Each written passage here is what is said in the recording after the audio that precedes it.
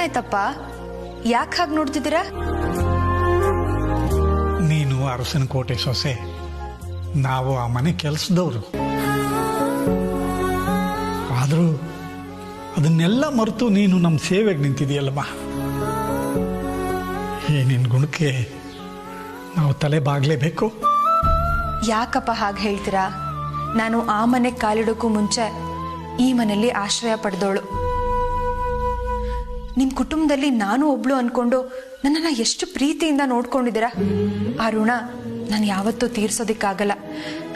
ಒಂದು ರೀತಿಲಿ ಇದು ನನ್ನ ತವ್ರ ಮನೆ ಇದ್ದ ಹಾಗೆ, ನೀವು ಕೂಡ ನನ್ನ ತಂದೆ ಇದ್ದ ಹಾಗೆ. ನಿಮ್ಮ ಸೇವೆ ಮಾಡೋದ್ರಲ್ಲಿ ತಪ್ಪೇನಿದೆ ಹೇಳಿ? ತಪ್ಪೇನೂ ಇಲ್ಲ, ಆದ್ರೆ ನೀವಿನ್ನ ಸ್ವಲ್ಪ ಇಲ್ಲೇ ಇದ್ರೆ ತಪ್ಪಾಗತ್ತೆ. ಯಾಕೆ? ಯಾಕೆ ಅಂದ್ರೆ ಅಲ್ಲಿ ಚಿಕ್ಕ ಯಜಮಾನ್ರು ನಿಮ್ಗೋಸ್ಕರ ಕಾಯ್ತಾ ಇದ್ದಾರೆ.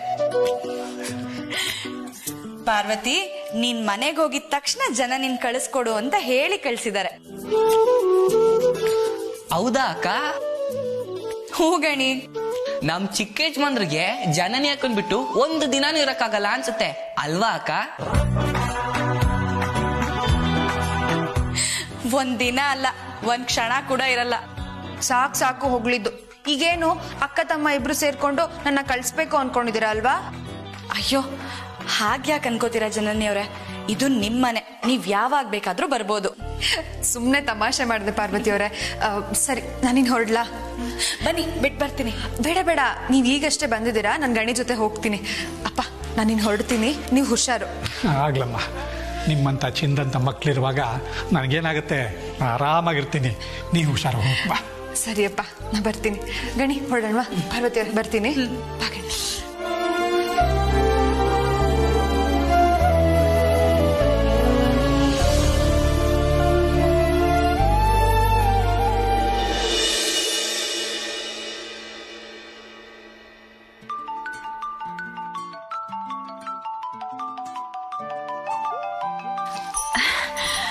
ಅರೆ, ನಮ್ಮ ಯಜಮಾನ್ರು ಫೋನ್ ಮಾಡ್ತಾ ಇದ್ದಾರೆ. ಹಲೋ ಪಾರ್ವತಿ. ಹಾ ಯಜಮಾನ್ರೆ.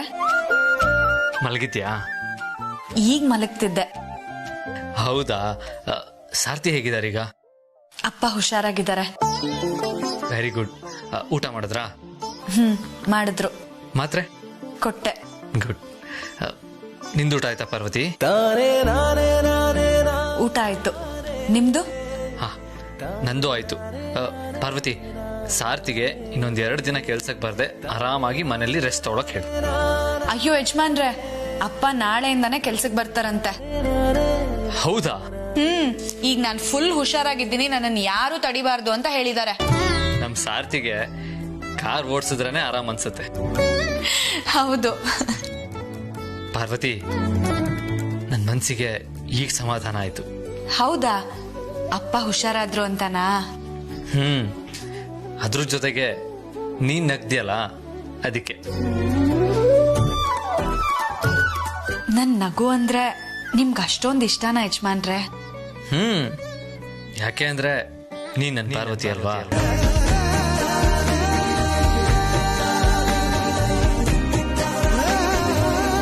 ಯಾವಾಗ್ಲೂ ಹೀಗೆ ನಗ್ತಾ ಇರ್ಬೇಕು. ಅದೇ ನಿನಗೆ ಚಂದ, ನನಗೆ ಆನಂದ.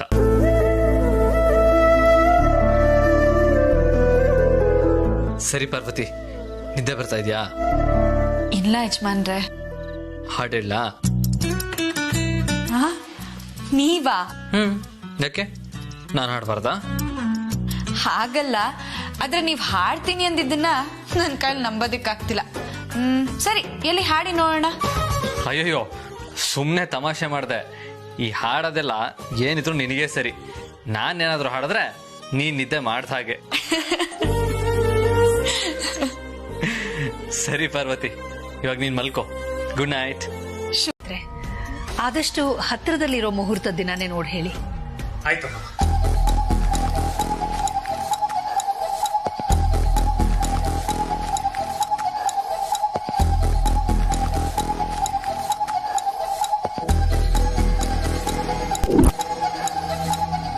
ದೇವ್ರೆ, ಹತ್ರದಲ್ಲಿ ಯಾವ ದಿನಾನು ಸಿಗದೆ ಇರೋ ಹಾಗೆ ಮಾಡಪ್ಪ.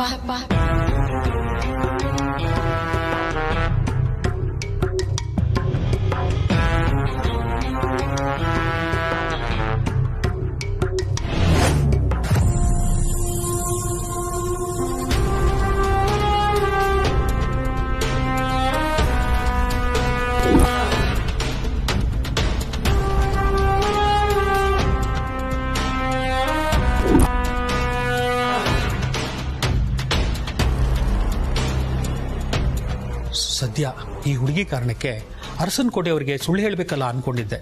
ಸದ್ಯ ದೇವರ ದಯದಿಂದ ಒಳ್ಳೆ ಮುಹೂರ್ತಗಳೇ ಸಿಗ್ತಿವೆ. ಅಮ್ಮ, ಈ ತಿಂಗಳಲ್ಲಿ 3 ಒಳ್ಳೆ ಮುಹೂರ್ತಗಳಿವೆ.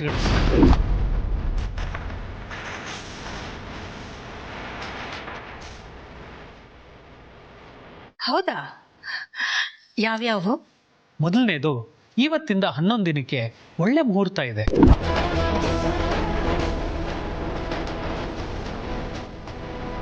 ಎರಡನೇದು ಬರೋ ಶುಕ್ರವಾರ, ಇವತ್ತಿಗೆ ಸರಿಯಾಗಿ 1 ವಾರಕ್ಕೆ.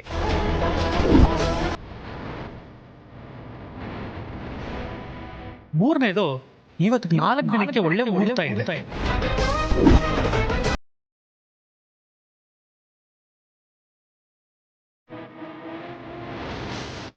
ಅತ್ತೆ, ನಂಗೆ ಈ 4 ದಿನದಲ್ಲಿರೋ ಮುಹೂರ್ತನೇ ಓಕೆ ಅತ್ತೆ.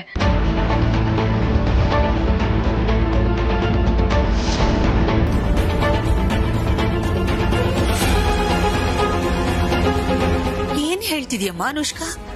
4 ದಿನದಲ್ಲಿ ಮದುವೆ ಮಾಡಕ್ ಹೇಗ್ ಸಾಧ್ಯ? ನೀವ್ ಒಪ್ಪಿದ್ರೆ ಎಲ್ಲ ನಡೆಯುತ್ತೆ ಅತ್ತೆ. ಮದ್ವೆ ನಡೀತಿರೋದು ಅರಸನಕೋಟೆ ಮನೆತನದ್ದು. ಹಾಗಿದ್ದಾಗ ಒಂದ್ ನ್ಯೂಸ್ ಪೇಪರ್ ಅಲ್ಲೋ ಅಥವಾ ಟಿವಿಲಿ ಅನೌನ್ಸ್ಮೆಂಟ್ ಕೊಟ್ರೆ ಸಾಕು, ಎಲ್ರೂ ಬರ್ತಾರತ್ತೆ. ಮದ್ವೆ ಅನ್ನೋದು ಲೈಫಲ್ಲಿ ಪದೇ ಪದೇ ನಡೆಯುವಂಥದ್ದಲ್ಲ.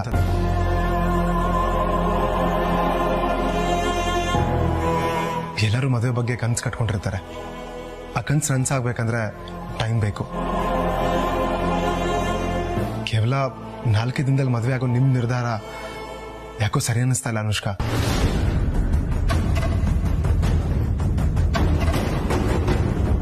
ಪ್ರೀತು, ನನ್ ಪ್ರಕಾರ ಮದ್ವೆ ಹೇಗಾಗ್ತೀವಿ ಅನ್ನೋದಕ್ಕಿಂತ ಮದ್ವೆ ಆದ್ಮೇಲೆ ಹೇಗಿರ್ತೀವಿ ಅನ್ನೋದು ಮುಖ್ಯ ಅಂತ ನಂಬಿರೋಳು ನಾನು. ನನಗೆ ನನ್ ಮದ್ವೆ ಹೀಗೆ ಮಾಡ್ಕೋಬೇಕು ಅನ್ನೋ ಕನ್ಸಿಗಿಂತ ಮದ್ವೆ ಆದ್ಮೇಲೆ ಹೀಗೆ ನಡ್ಕೋಬೇಕು ಅನ್ನೋ ಕನ್ಸಿದೆ. ಅತ್ತೆ, ನಾನ್ ಯಾವತ್ತಾದ್ರೂ ನಮ್ ಮದ್ವೆನ ಬೇಗ ಮಾಡಿ ಅಂತ ಹೇಳಿದ್ನ? ಇಲ್ಲ ಅಲ್ವಾ? ಆ ದಿನೇ ನಮ್ ಮದ್ವೆನ ಪ್ರೀಪೋನ್ ಮಾಡಿ ಅಂತ ಮುಂದೆ ಬಂದಿದ್ದು. ನಾನು ಒಪ್ಕೊಂಡೆ ಅಷ್ಟೇ. ಆದ್ರೆ ಇತ್ತೀಚೆಗೆ ಯಾಕೋ ನನ್ ಮನ್ಸಿಗೆ ತುಂಬಾ ಆತಂಕ ಆಗ್ತಿದೆ. ಏನೋ ಒಂಥರ ತಳಮಳ. ಯಾಕಮ್ಮ, ಅಂಥದ್ದೇನಾಯ್ತು? ಗೊತ್ತಿಲ್ಲ ಅತ್ತೆ, ಸರಿಯಾಗಿ ನಿದ್ದೆ ಬರ್ತಿಲ್ಲ, ಊಟ ಸೇರ್ತಿಲ್ಲ. ನಾನು ಆದಿತ್ಯನ್ ಯಾವಾಗ ಮದ್ವೆ ಆಗ್ತೀನಿ, ಯಾವಾಗ ಈ ಮನೆಗ್ ಸೊಸೆಯಾಗಿ ಬರ್ತೀನಿ ಅಂತ ಮನ್ಸು ಚಟ್ಪಡಿಸ್ತಿದೆ. ದಯವಿಟ್ಟು ನಾನ್ ಹೇಳಿದ ಡೇಟ್ಗೆ ನನ್ನ ಆದಿ ಮದ್ವೆ ಡೇಟ್ ನ ಫಿಕ್ಸ್ ಮಾಡಿ ಅತ್ತೆ, ಪ್ಲೀಸ್.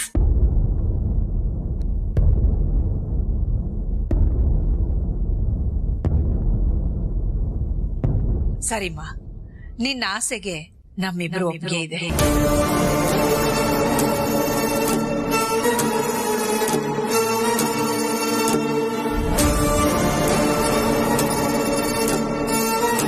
ನಾನ್ ಪ್ರೀತಿಸಿದ ಕಣ್ಣಿನ ಹುಡುಗಿನ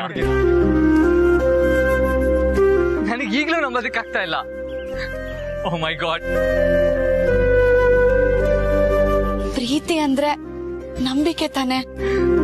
ಅದೇನೋ ನಿಜ ಬಿಡಿ.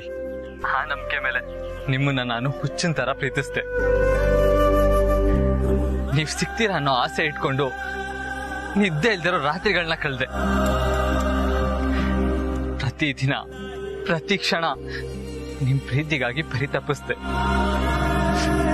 ಕೊನೆಗೂ ನೀವು ನನಗೆ ಸಿಗ್ತಾ ಇದ್ದೀರಾ. ಆದ್ರೆ ನಾನ್ ನಿಮ್ಮನ್ನ ಪ್ರೀತಿಸ್ತಾ ಇದ್ದೀನಿ ಅಂತ ನಿಮ್ಗೆ ಹೇಗ್ ಗೊತ್ತಾಯ್ತು? ಒಳ್ಳೆ ಪ್ರಶ್ನೆ ಕೇಳಿದ್ರಿ. ನನಗ್ ಬರೀ ನಿಮ್ ಪ್ರೀತಿ ಬಗ್ಗೆ ಮಾತ್ರ ಅಲ್ಲ, ನಿಮ್ ಬಗ್ಗೆ ಪ್ರತಿಯೊಂದು ವಿಷಯನೂ ನನಗ್ ಗೊತ್ತು.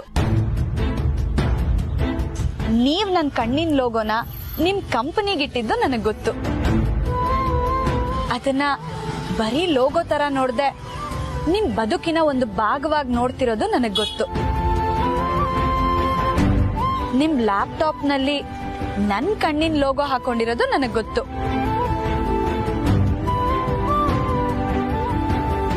ಹೌದಾ?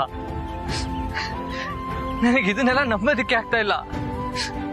ಬಟ್ ಹೇಗೆ ಹೇಗೆ ಅಂತ ಯೋಚನೆ ಮಾಡೋದನ್ನ ಬಿಟ್ಟು ಹೀಗ ಅಂತ ಯೋಚನೆ ಮಾಡಿ. ನಿಮಗ್ ಸಮಯ ಸಿಕ್ಕಾಗ್ಲೆಲ್ಲ ನನ್ ಕಣ್ಗಳ ಜೊತೆನೆ ಮಾತಾಡ್ತಿರ್ತೀರಾ ಅನ್ನೋದು ನನಗ್ ಗೊತ್ತು. ಕಂಪನಿ ಶುರುವಾಗಿ 1 ವರ್ಷ ಆಗಿದ್ದಕ್ಕೆ ಕಂಪನಿ ಲೋಗೋ ಮುಂದೆ ಕೆಲ್ಸದೋಳ್ ಜೊತೆ ಕೇಕ್ ಕಟ್ ಮಾಡಿ ಸಂಭ್ರಮಿಸಿದ್ದು ನನಗ್ ಗೊತ್ತು. ಅದು ಅಲ್ದೆ ನಿಮ್ ತಮ್ಮ ನಿಮಗ್ ಕಣ್ಣಿನ ಹುಡ್ಗಿನ್ ತೋರಿಸ್ತೀನಿ ಅಂತ ಒಂದ್ ಜಾಗಕ್ಕೆ ಕರ್ಕೊಂಡ್ ಹೋಗಿದ್ದು,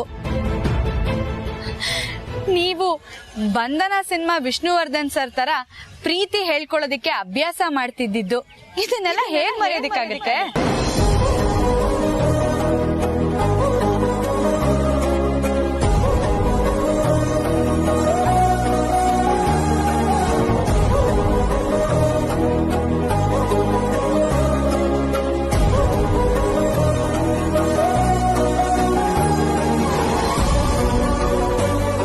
ಹಾಗೆ ಆ ಕೆಲ್ಸದ ಹುಡ್ಗಿನೇ ನಾನು ಅನ್ಕೊಂಡು ನಿಮ್ ಮನ್ಸಲ್ಲಿರೋ ಭಾವನೆಗಳನ್ನೆಲ್ಲ ಅವಳ ಮುಂದೆ ಹೇಳಿದ್ದನ್ನು ನೋಡಿದೀನಿ. ಇಷ್ಟೆಲ್ಲ ನನ್ನ ಬಗ್ಗೆ ಗಮನಿಸಿದ್ದಾರೆ ಅಂದ್ರೆ ಇವ್ರು ಯಾರೋ ನನ್ನ ಸುತ್ತಮುತ್ತನೇ ಎಲ್ಲೋ ಇರೋರಿರ್ಬೇಕು. ಯಾಕೆ ಮೌನ ಆದ್ರಿ? ಮಾತೆ ಬರ್ತಾ ಇಲ್ಲ? ನೀವೇನಾದ್ರೂ ನಮ್ಮ ಆಫೀಸಲ್ಲಿ ಕೆಲಸ ಮಾಡೋರಾ ಅಥವಾ ಅಕ್ಕಪಕ್ಕ ಇರೋರಾ? ಇಲ್ಲಾಂದ್ರೆ ನಮ್ಮನೆಗೆ ಯಾವಾಗಾದ್ರೂ ನೀವು ಬಂದು ಹೋಗಿದ್ದೀರಾ? ನೀವ್ ಯಾರು? ಎಲ್ಲಿದ್ದೀರಾ? ಹೇಗಿದ್ದೀರಾ?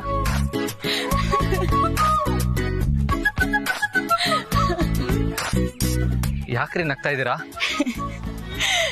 ಎಲ್ಲ ಈಗ್ಲೇ ಹೇಳಿದ್ರೆ ಸ್ವಾರಸ್ಯ ಏನಿರುತ್ತೆ ಯಜಮಾನ್ರೆ?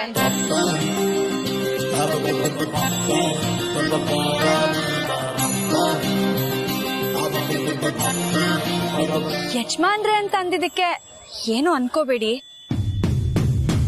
ನಮ್ ಕಡೆ ಯಾರನ್ನ ಗಂಡ ಅಂತ ಮನ್ಸು ಒಪ್ಕೊಂಡಿರುತ್ತೋ ಅವರನ್ನ ಹೀಗೆ ಕರೆಯೋದು. ನಮ್ ಕಡೆ ತುಂಬಾ ಗೌರವದಿಂದ ಕೂಡ ಹಾಗೆ ಕರೀತಾರೆ. ನಮ್ ಪಾರ್ವತಿ ನನ್ನ ಹಾಗೆ ಕರೆಯೋದು. ಹೇಗೆ? ಅದೇ ಯಜಮಾನ್ರೆ ಅಂತ. ನೀವ್ ಹೇಳೋದೇನು ಸರಿ, ಆದ್ರೆ ಅವಳು ನಿಮ್ಮನೆ ಕೆಲಸದವಳು. ಅವಳು ನಿಮ್ಮನ್ನ ಯಜಮಾನ್ರ ಅಂತ ಕರಿಬೋದಾ? ನೋಡಿ, ದಯವಿಟ್ಟು ನಮ್ ಪಾರ್ವತಿನ ಕೆಲಸದವಳು ಅಂತ ಕರಿಬೇಡಿ. ಅಲ್ಲ, ಕೆಲಸದೋಳು ಅಂದೆ ಇನ್ನೇನಂತ ಕರಿಬೇಕು? ಹಾಗಲ್ಲ, ಪಾರ್ವತಿ ಬರೀ ನಮ್ಮ ಮನೆ ಕೆಲಸದವಳು ಮಾತ್ರ ಅಲ್ಲ, ಅದಕ್ಕಿಂತ ಹೆಚ್ಚು. ಅರ್ಥ ಆಗ್ಲಿಲ್ಲ. ಐ ಮೀನ್, ಪಾರ್ವತಿ ನನಗೆ ತುಂಬಾ ಕ್ಲೋಸ್ ಫ್ರೆಂಡ್. ಏನೇ ಖುಷಿ ದುಃಖ ಇದ್ರು ಮೊದಲು ಹೇಳ್ಕೊಳ್ಳೋದು ಅವಳ ಹತ್ರನೇ. ಅವಳು ಅಷ್ಟೇ, ಏನೇ ವಿಷಯ ಇದ್ರು ನನ್ನ ಹತ್ರ ಕ್ಲೋಸ್ ಆಗಿ ಹೇಳ್ಕೊಳ್ಳುವಷ್ಟು ಯಾರ ಹತ್ರನೂ ಹೇಳ್ಕೊಳ್ಳಲ್ಲ. ನನ್ ಬಗ್ಗೆ ಇಷ್ಟೊಂದು ಪ್ರೀತಿ ನಂಬಿಕೆ ಇಟ್ಟಿದ್ದೀರಲ್ಲ, ನಿಮಗ್ ಹೇಗ್ ಧನ್ಯವಾದ ಹೇಳ್ಬೇಕೋ ಗೊತ್ತಾಗ್ತಿಲ್ಲ ಯಜಮಾನ್ರೆ. ಅಷ್ಟಕ್ಕೂ ನೀವು ಮನ್ಸಾರೆ ಪ್ರೀತಿಸ್ತಿರೋ ಆ ಕಣ್ಣಿನ ಹುಡುಗಿ ನಾನೇ ಯಜಮಾನ್.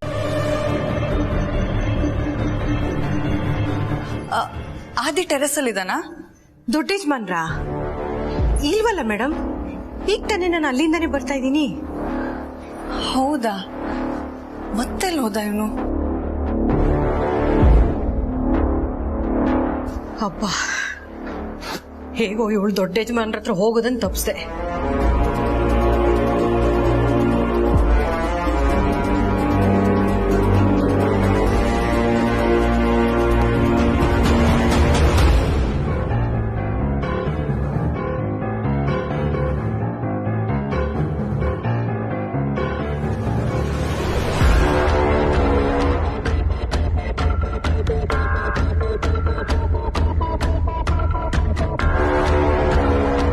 ಎಲ್ಲೂ ಇಲ್ವಲ್ಲ.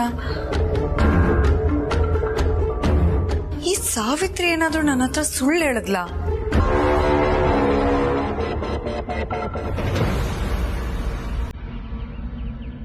ಅವರೇ ನನ್ನ ಹುಡುಗಿ.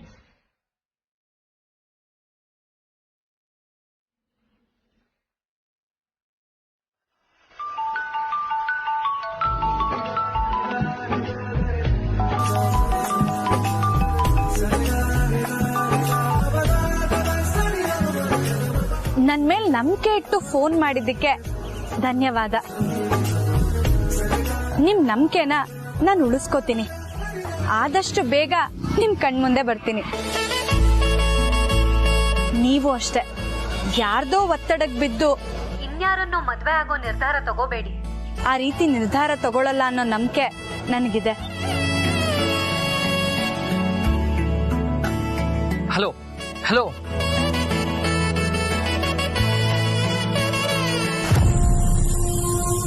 ಯಾವುದಕ್ಕೂ ನಾನೊಂದ್ಸಲ ಮೇಲ್ ಹೋಗೇನೆ ನೋಡ್ತೀನಿ.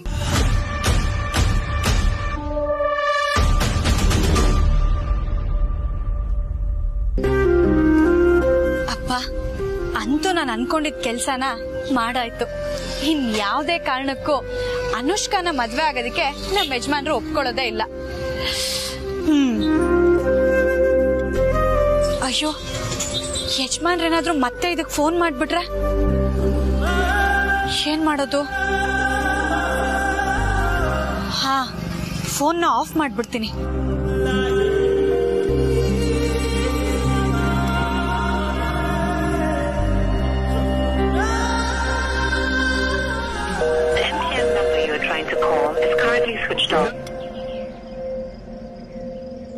ಸ್ವಿಚ್ ಆಫ್ ಅಂತ ಬರ್ತಾ ಇದೆಯಲ್ಲ. ಅವರೇ ನನ್ನ ಕಣ್ಣಿನ ಹುಡುಗಿ ಅಂತ ನನ್ನ ಮನ್ಸೇನೋ ಒಪ್ಪಾಯ್ತು. ಆದ್ರೆ ಅವ್ರು ಯಾರು, ಎಲ್ಲಿದ್ದಾರೆ, ಹೇಗಿದ್ದಾರೆ, ಅವ್ರ ಹೆಸರೇನು, ಮತ್ತೆ ನನ್ನ ಮುಂದೆ ಯಾವಾಗ ಬರ್ತಾರೆ ಅನ್ನೋ ಪ್ರಶ್ನೆಗಳಾಗೆ ಉಳಿಸ್ಬಿಟ್ರಲ್ಲ. ಇಲ್ಲ, ಇದಕ್ಕೆ ನಾನು ಉತ್ತರ ಕಂಡುಕೊಳ್ಳಲೇಬೇಕು. ಅವಾಗ ಮಾತ್ರ ನನ್ನ ಮದುವೆ ಬಗ್ಗೆ ನನಗೆ ಕ್ಲಾರಿಟಿ ಬರೋಕ್ಕೆ ಸಾಧ್ಯ.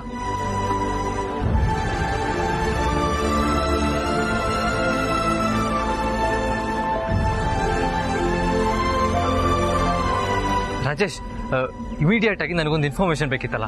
ಏನು ಹೇಳಿ ಸರ್? ಈಗ ತಾನೇ ಒಂದು ಅನ್ನೋನ್ ನಂಬರಿಂದ ನನಗೆ ಕಾಲ್ ಬಂದಿತ್ತು. ಅದು ಎಲ್ಲಿಂದ ಬಂದಿತ್ತು ಅಂತ ಟ್ರ್ಯಾಕ್ ಮಾಡಿ ಹೇಳ್ತೀರಾ? ಶೋರ್ ಸರ್, ಓಕೆ ಹೇಳ್ತೀನಿ. ಥ್ಯಾಂಕ್ಸ್.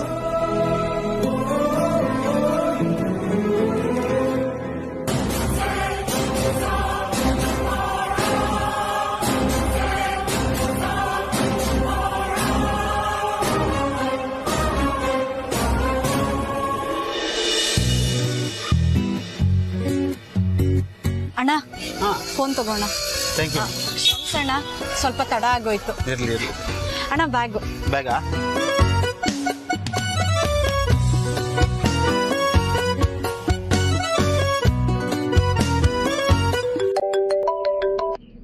ಹೇಳಿ ರಾಜೇಶ್. ಸರ್, ಈಗ ಕಾಲ್ ಬಂದಿರೋದು ನಿಮ್ಮ ಮನೆ ಹತ್ರದಿಂದಾನೆ. ವಾಟ್? ನಮ್ಮನೆ ಹತ್ರ ಇಂದಾನಾ? ಲೊಕೇಶನ್ ಹೇಳಿ.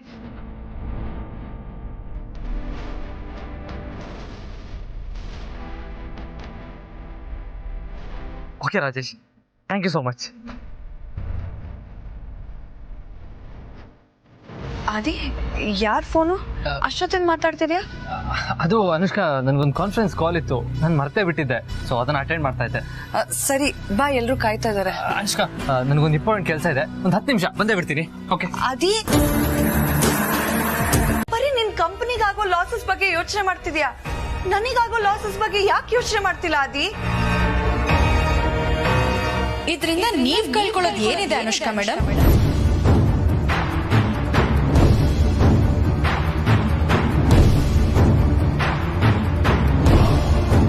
ನಮ್ಮ ಯಜಮಾನ್ರು ಅವ್ರ ಒಬ್ರ ಬಗ್ಗೆ ಯೋಚನೆ ಮಾಡಿ ಯಾವತ್ತೂ ನಿರ್ಧಾರನ ತಗೊಂಡವ್ರೆ ಅಲ್ಲ.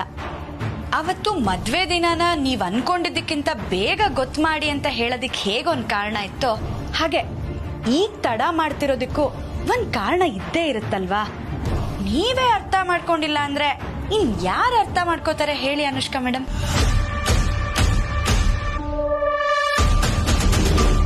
ನನಗ್ಯಾಕೋ ಈ ವಿಷಯದಲ್ಲಿ ಆತರ ಪಡೋದು ಒಳ್ಳೇದಲ್ಲ ಅಂತ ಅನ್ನಿಸ್ತಾ ಇದೆ.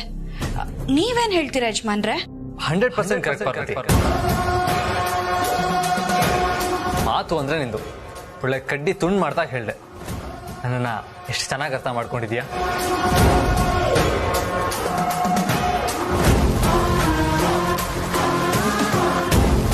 ಲೇ ಪಾರ್ವತಿ,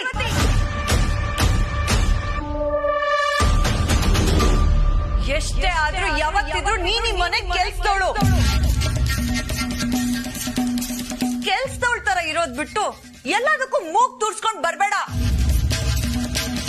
ನಾವಿಬ್ರು ಪರ್ಸನಲ್ ಆಗಿ ಮಾತಾಡ್ತಿದ್ರೆ ಸೀದಾ ಬಂದ್ ಮಧ್ಯದಲ್ಲಿ ಮಾತಾಡ್ತಿದ್ಯಲ್ಲ, ಸ್ವಲ್ಪನೂ ಕಾಮನ್ ಸೆನ್ಸ್ ಇಲ್ವಾ ನಿಂಗೆ? ನಿನಗ್ ಯಾರೇ ಪರ್ಮಿಷನ್ ಕೊಟ್ಟಿದ್ದು ಒಳಗ್ ಬರಕ್ಕೆ?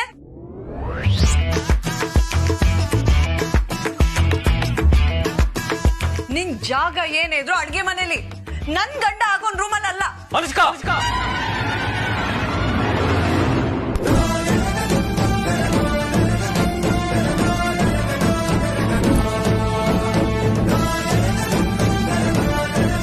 ಪಾರ್ವತಿನ ಪದೇ ಪದೇ ಕೆಲಸದವಳು ಅಂತ ಕರಿಬೇಡ.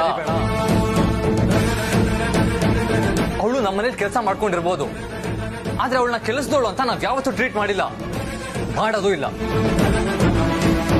Because she is my best friend.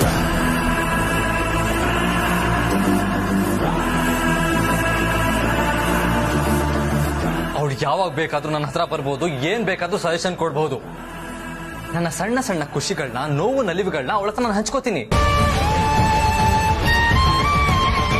ಹಾಗೆ ಅವಳು ಅಷ್ಟೇ ಎಲ್ಲಾ ವಿಷಯನೂ ನನ್ನ ಹತ್ರ ಹೇಳ್ಕೋತಾಳೆ. ಆ ಫ್ರೀಡಮ್ನ ನಾನು ಅವಳಿಗೆ ಕೊಟ್ಟಿದ್ದೀನಿ. ಇದನ್ನ ಪ್ರಶ್ನೆ ಮಾಡೋ ಅಧಿಕಾರ ಯಾರಿಗೂ ಇಲ್ಲ.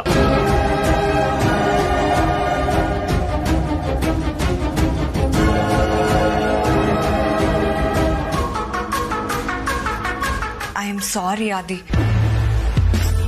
ಮದ್ವೆ ಡೇಟ್ ಮತ್ತೆ ಮುಂದಕ್ಕೆ ಹೋಯ್ತಲ್ಲ ಅನ್ನೋ ಕೋಪದಲ್ಲಿ ಪಾರ್ವತಿ ಹತ್ರ ಮಾತಾಡ್ದೆ. ಬಟ್ ನಂಗೆ ಯಾಕೋ ಸ್ಟ್ರಾಂಗ್ ಆಗಿ ಅನ್ನಿಸ್ತಿದೆ, ಇನ್ 4 ದಿನದಲ್ಲೇ ನಮ್ಮ ಮದ್ವೆ ಆಗತ್ತೆ ಅಂತ. ನಮ್ಮ ಹಣೆಯಲ್ಲಿ ಏನ್ ಬರ್ತಿದ್ಯೋ ಅದನ್ನ ಯಾರಿಂದನೂ ತಪ್ಪಿಸೋದಕ್ಕಾಗಲ್ಲ. ಇದನ್ನ ನಾನು ತುಂಬಾ ಸ್ಟ್ರಾಂಗ್ ಆಗಿ ನಂಬ್ತೀನಿ ಅನುಷ್ಕಾ. ನೋಡು, ಇನ್ನು 10 ದಿನದಲ್ಲಿ ನಾವು ಮದುವೆ ಆಗೋದ್ರಿಂದ ಏನೂ ಆಗಲ್ಲ ಅಲ್ವಾ? ನನ್ನ ಮಾತಿನ ಮೇಲೆ ನಿನಗೆ ಸ್ವಲ್ಪನಾದ್ರೂ ಗೌರವ ಇದ್ರೆ ಇದಕ್ಕೆ ನೀನು ಒಪ್ತೀಯ, ಮತ್ತೆ ನನ್ನ ಪ್ರಶ್ನೆ ಮಾಡಲ್ಲ.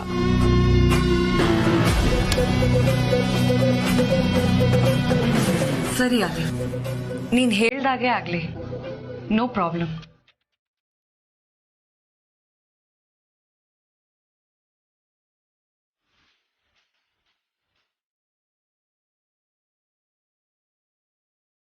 ಥ್ಯಾಂಕ್ಸ್ ಪಾರ್ವತಿ. ಯಾಕೆ ಯಜಮಾನ್ರೆ, ಅಂತ ದೊಡ್ಡ ಕೆಲಸ ನಾನೇನ್ ಮಾಡ್ದೆ? ಮದುವೆ ವಿಷಯದಲ್ಲಿ ನನ್ನ ಸಪೋರ್ಟ್ ಮಾಡಿದ್ದಕ್ಕೆ. ನಾನ್ ಯಾವಾಗ್ಲೂ ನಿಮ್ ಭವಿಷ್ಯದ ಬಗ್ಗೆನೇ ಯೋಚನೆ ಮಾಡ್ತಾ ಇರ್ತೀನಿ ಯಜಮಾನ್ರೆ. ನನಗೆ ಬೇರೆಯವ್ರ ಜೀವನಕ್ಕಿಂತ ನಿಮ್ ಜೀವನ ಚೆನ್ನಾಗಿರ್ಬೇಕು ಅನ್ನೋದೇ ಮುಖ್ಯ. ಅದಕ್ಕೆ ಯಾವಾಗ್ಲೂ ನನ್ನ ಪಾರ್ವತಿ ನನ್ನ ಜೊತೆಲೇ ಇರ್ಬೇಕು ಅಂತ ನಾನು ಬಯಸೋದು. ಇನ್ ಸ್ವಲ್ಪ ದಿನ ಯಜಮಾನ್ರೆ, ನಾನ್ ನಿಮ್ ಜೊತೆಲೇ ಇರೋ ಕಾಲ ಆದಷ್ಟು ಬೇಗ ಬರುತ್ತೆ.